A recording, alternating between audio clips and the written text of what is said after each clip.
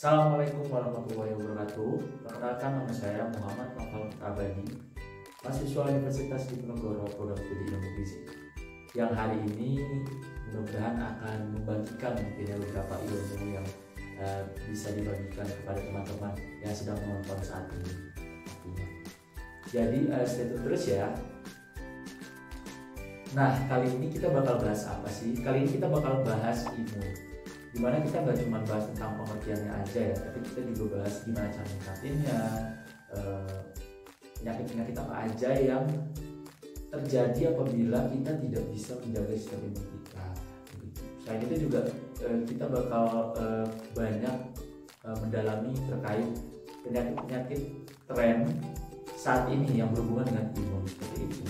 Jadi stay tune terus. Nah, sebelum kita jauh lebih dalam lagi, kita harus paham dulu nih pengertian apa sih imun itu. Imun merupakan sistem di dalam suatu tubuh manusia yang melindungi sel tubuh manusia dari benda asing. Di mana benda asing ini pastinya juga ada di tubuh kita sendiri.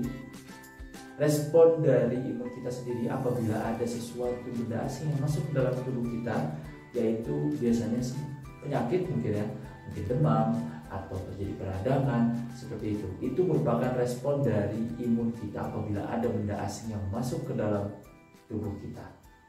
Selanjutnya adalah jenis-jenis imun. Imun sendiri memiliki beberapa jenis imun ya. Yang pertama itu adalah fisikal, kimia, setelah itu ada alami dan adaptif. Contoh dari imun fisikal itu ini ya, kulit kita sendiri. Ini merupakan imun fisikal karena dia melindungi kita dari benda asing. Kemudian kalau kimia itu sendiri biasanya keringat. Keringat itu merupakan contoh dari jenis imun kimia. Setelah itu ada imun adaptif dan imun alami. Ini ada di dalam tubuh kita sendiri. Dia biasanya beradaptasi ketika ada virus atau bakteri yang masuk dalam tubuh kita. Nah, mereka lah yang bekerja untuk melawan virus dan bakteri-bakteri ini seperti itu. Selanjutnya adalah faktor-faktor yang mempengaruhi sistem imun. Yang pertama ada keturunan, kemudian ada usia, kemudian ada pola hidup juga, ada hormon, ada gizi juga ya, makro dan mikro itu sangat mempengaruhi. Nah, berhubung ada gizi, makro dan mikro, kita bakal bahas selanjutnya, yaitu hubungan antara imun dengan gizi itu sendiri. Nah, seperti yang tadi sudah aku bilang, ada hubungan antara imun dan gizi.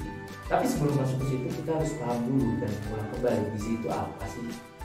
Gizi merupakan suatu zat atau senyawa yang terdapat dalam pangan, yang terdiri atas karbohidrat, protein, lemak, serat, vitamin, mineral, dan komponen-komponen yang bermanfaat bagi tubuh kita. Gizi sendiri itu dibagi menjadi dua, yaitu ada gizi makro dan gizi mikro. Gizi makro contohnya adalah karbohidrat, energi, lemak, protein. Itu merupakan contoh-contoh dari gizi makro. Untuk gizi mikro, yaitu contohnya vitamin dan mineral. Nah, sekarang kita bakal bicarakan hubungan antara gizi dengan imun. Nah, sistem imun ini kan memiliki hubungan dengan gizi ini. Nah, perannya apa sih gizi ini dibuat imun itu? Peran gizi itu memberikan energi yang cukup pada sistem imun agar sistem imun ini dapat bekerja secara efektif dan optimal dalam mencegah terjadinya peradangan jika ada suatu penyakit yang sedang menyerang tubuh kita. Seperti yang tadi udah aku bilang juga, zat gizi itu ada dua, makro dan mikro, di mana masing-masing dari mereka memiliki peran sendiri untuk imun. Pada zat makro itu kan tadi ada karbohidrat, ada protein, ada lemak. Nah, mereka punya peran masing-masing nih untuk sistem imun. Untuk karbohidrat, dalam sistem imun itu memiliki peran sebagai pemberi energi utama pada sistem imun. Kalau buat protein, itu biasanya dia berperan sebagai pembentuk rangka kerja untuk sel imun. Kalau untuk lemak ini memiliki peran sebagai modulator yang kuat pada respon sistem imun tubuh kita. Nah, lantas kalau gizi mikronya buat apa? Nah, gizi mikro seperti vitamin dan mineral ini sebagai pembantu atau supporting lah ya istilahnya, supporting buat sistem imun kita. Biar seperti yang tadi sudah saya bilang, dan sudah aku bilang juga, agar bekerja secara optimal dan efektif. Seperti itu teman-teman. Jadi begitu ya teman-teman, hubungan antara gizi dan imunnya. Nah, sekarang kita bakal bahas beberapa kasus yang terjadi apabila ada gangguan pada sistem tubuh imun kita, serta bagaimana cara menanganinya atau rekomendasi gizinya juga seperti apa. Oke, mungkin buat gangguan penyakit karena adanya gangguan dari sistem imun ini nggak semuanya disebutkan. Kita langsung ke yang pertama aja. Penyakit yang pertama yaitu adalah penyakit AIDS, di mana penyakit AIDS ini menyebabkan terjadinya penurunan pada sistem imun tubuh kita sehingga kita mudah sekali terkena penyakit. Biasanya seseorang yang terkena penyakit AIDS ini mengalami penurunan nafsu makan, penurunan berat badan, mual muntah, diare, kemudian juga perubahan cita rasa, dan yang terakhir luka pada mulutnya. Lantas bagaimana sih penanganan gizi atau pemberian gizi kepada kondisi pasien yang mengalami AIDS? Berikut adalah penanganan gizinya. Oke, penanganan gizi pada seseorang yang terkena penyakit AIDS ini dikembalikan lagi berdasarkan kondisi yang sudah tadi aku sebutkan. Yang pertama yaitu apabila seseorang yang terkena penyakit AIDS ini mengalami penurunan nafsu makan. Penanganan gizi apa sih yang tepat? Nah, penanganan gizi yang tepat pada seseorang yang mengalami penurunan nafsu makan yaitu dengan memberikan makanan porsi kecil tetapi frekuensinya sering. Seperti itu. Selanjutnya, pada kondisi seseorang yang mengalami penurunan berat badan. Jadi pada seseorang yang terkena penyakit AIDS dan mengalami penurunan berat badan, yaitu dengan memberikan porsi makanan kecil dengan frekuensi yang sering, sama seperti yang diterapkan pada seseorang yang mengalami penurunan nafsu makan. Selanjutnya, pada pasien penyakit AIDS atau pada seseorang penyakit AIDS dengan kondisi mengalami mual muntah. Nah, pada kondisi ini cukup banyak banget yang harus dibatasi dan dihindari ya, serta diberikan juga. Pertama, berikan porsi kecil dengan frekuensi sering sama dengan yang sebelumnya. Kemudian, menghindari makan dan minum secara bersamaan. Kemudian, berikan makanan dengan tekstur yang renyah ya. Contoh ada crackers atau wafer.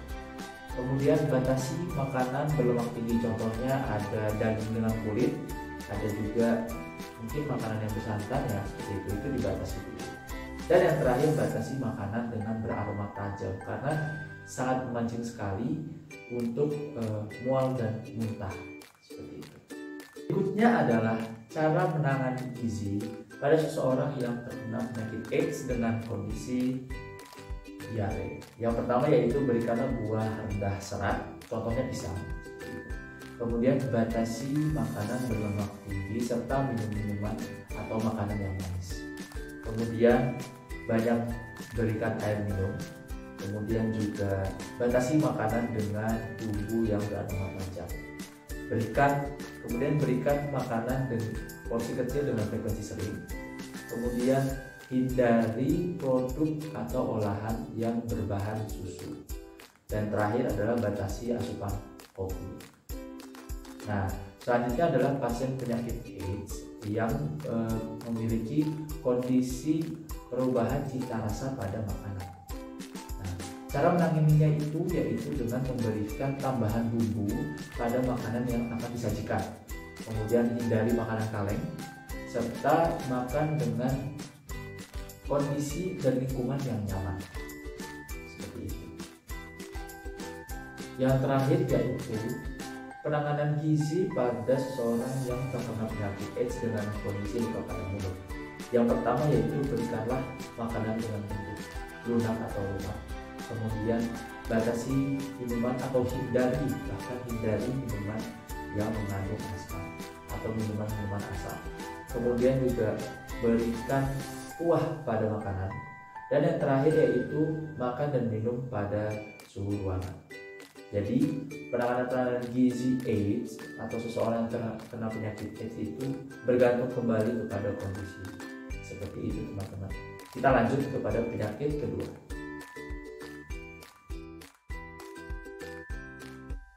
Penyakit yang kedua adalah alergi pada makanan. Di mana alergi pada makanan ini terjadi ketika seseorang memakan makanan yang sensitif bagi dia, sehingga respon imun tubuh kita ini bisa dibilang menyerang, tapi bukan menyerang juga. Contoh responnya itu misalkan gatal-gatal, pusing, atau migrain ya biasanya, atau enggak biasanya batuk, bersin. Nah itu adalah respon dari imun kita ketika seseorang itu memiliki alergi pada suatu bahan makanan. Gimana sih caranya agar menghindari alergi ini? Nah, ini sebenarnya simpel aja. Kita cukup lebih teliti dalam memerhatikan bahan-bahan makanan yang ada. Misalkan ketika kita membeli bahan makanan yang ada, kita harus perhatikan label gizinya. Apakah label gizi ini berbahan makanan yang membuat seseorang ini mengalami alergi atau tidak. Kemudian juga mungkin bisa juga dengan mengganti bahan makanan itu dengan bahan makanan alternatif lain. Misalkan ada seseorang yang alergi dengan susu sapi, diganti dengan susu kedelai. Seperti itu. Jadi ini simpel banget sih. Ini bisa dibilang simpel aja dan butuh penelitian. Seperti itu. Kita lanjut ke penyakit yang terakhir. Oke. Dan penyakit yang terakhir ini adalah penyakit yang belakangan ini sering terjadi pastinya di Indonesia, yaitu COVID-19. Seperti yang teman-teman tahu, COVID-19 ini sudah banyak sering terjadi di Indonesia dan sudah semakin hari semakin bermutasi. Bahkan mungkin teman-teman yang lain sudah pernah membaca beritanya, ada sekarang sudah ada namanya jenis Omicron ya. COVID sendiri merupakan suatu virus di mana virus ini menyerang sistem pernapasan dan biasanya menular dengan melalui droplet, contohnya batuk ataupun bersin. Nah, gimana sih caranya kita agar terhindar dari penyakit COVID ini? Berikut adalah caranya agar kita tetap kuat, terutama imun kita kuat, sehingga kita tidak bisa terkena penyakit atau terhindar dari penyakit COVID-19. Cara yang pertama yaitu adalah dengan konsumsi makanan gizi seimbang dan aman. Nah, seperti yang kalian mungkin teman-teman semua yang lagi nonton ini sudah tahu dan sudah banyak mendengar tentang konsumsi gizi seimbang, di mana dari Kementerian Kesehatan sendiri mengeluarkan namanya isi perikku. Isi perikku ini yaitu adalah cara atau metode agar kita bisa mengkonsumsi makanan dengan gizi seimbang, di mana dalam satu piring ini terdapat ada buah, sayur, makanan pokok, kemudian ada lauk nabati dan lauk hewaninya. Nah, kenapa sih kita harus memakan makanan gizi yang seimbang? Karena seperti yang sudah tadi aku awal banget bicarain, bahwa mereka inilah, zat-zat gizi inilah yang dapat membantu imun kita agar melawan baik zat yang tidak baik di dalam tubuh kita maupun dari luar tubuh kita. Mereka inilah yang mensupport atau membantu imun kita agar imun kita tetap bisa kuat sehingga terhindar dari penyakit kita. Nah, jangan lupa dalam konsumsi makanan gizi seimbang ini juga perlu minum air putih. Air putih biasanya sebanyak 8 gelas lah ya. Ini pasti teman-teman sudah dengar semua ini seperti itu. Selanjutnya adalah ini masih berkaitan dengan pembahasan sebelumnya, yaitu gizi seimbang, di mana seperti yang tadi aku sebutkan, dalam gizi seimbang ini kita harus mengkonsumsi makanan pokok, lauk nabati, lauk hewani, dan juga sayur serta buah, dan jangan lupa minum air putih. Berikutnya adalah kita perlu meningkatkan konsumsi sayuran dan buah. Mengapa? karena sayuran dan buah ini mengandung vitamin juga mineral serta zat antioksidan yang dapat membantu dalam meningkatkan sistem imun tubuh kita sendiri. Mungkin ada yang bertanya-tanya, zat antioksidan itu apa sih?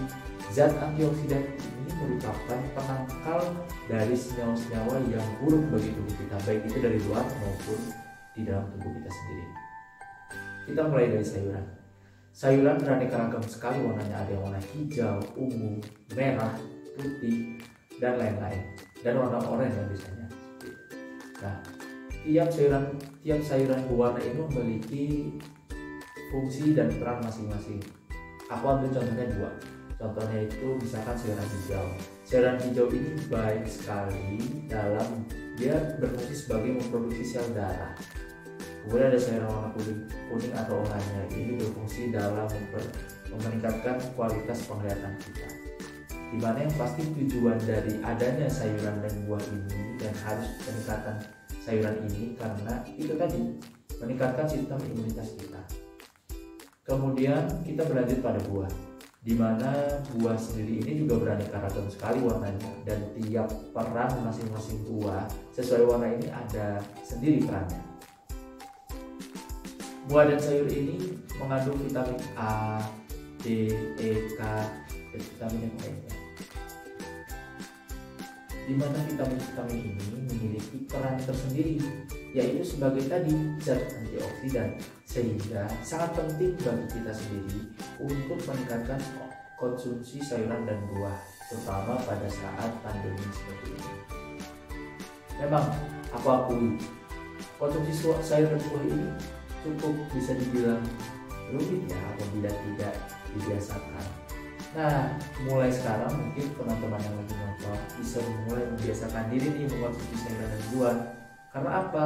Biar imun kita ini jadi lebih kuat sehingga kita terhindar dari penyakit terutama COVID-19 tadi itu sendiri. Berikutnya kita harus mulai rajin dalam melakukan aktivitas fisik. Aktivitas fisik itu apakah olahraga saja atau cuma bukan olahraga? Sebenarnya kalau berdasarkan dari Kementerian Kesehatan sendiri, aktivitas fisik itu nggak cuma olahraga kok teman-teman. Aktivitas fisik ini banyak ya, bisa menyapu, bisa mengepel, bisa berjalan kaki mungkin, atau berlari biasa. Nah, kalau buat olahraga sendiri, biasanya ini disarankan kita melakukan olahraga itu minimal 30 menit. 30 menit setiap hari atau dilakukan bisa 5 hari dalam seminggu, itu minimal seperti itu. Kemudian kita juga harus menjaga kondisi kesehatan tubuh kita sendiri, yaitu dengan beristirahat. Istirahat minimal 8 jam. Mengapa? Karena ketika kita membuat tubuh kita untuk selalu bekerja, selalu beraktivitas, itu juga tidak baik. Membuat tubuh kita ini jadi lemah sehingga sistem imun pun ikut lemah. Dan kita akan mudah terkena penyakit-penyakit yang tidak kita inginkan, terutama pada COVID-19. Oh iya, dalam melakukan aktivitas fisik yang tadi, juga kita harus melakukannya di bawah sinar paparan matahari ya kalau bisa. Karena sinar paparan matahari ini sangat penting bagi kulit kita. Seperti yang tadi sudah aku bilang, sistem imun kita itu salah satunya adalah kulit. Kulit inilah menjaga kita dari benda-benda asing yang dari luar tubuh kita untuk masuk ke dalam tubuh kita. Seperti itu teman-teman. Jadi mungkin begitulah cara atau menangani atau meningkatkan imun kita dalam menghindari COVID-19. Oh iya, satu lagi aku hampir lupa ternyata. Jangan lupa makan suplemen atau multivitamin ya, walaupun sebenarnya tidak terlalu disarankan sih ya, karena dari makanan-makanan yang tadi juga sebenarnya sudah menghasilkan vitamin-vitamin yang baik bagi tubuh kita dan juga sistem imun tubuh kita sendiri. Jadi konsumsilah suplemen vitamin apabila memang dibutuhkan. Jika tidak, ya lebih baik kita gunakan yang sudah ada, makanan seperti itu. Itu lebih disarankan dan lebih baik juga bagi tubuh kita. Mungkin sekian video aku terkait hubungan gizi dengan sistem imun dan juga beberapa kasus gangguan sistem imun. Mohon maaf apabila ada kesalahan kata dari aku sebagai penyampai materi. Semoga ilmu ini bermanfaat bagi teman-teman yang sedang menonton. Terima kasih. Wassalamualaikum warahmatullahi wabarakatuh.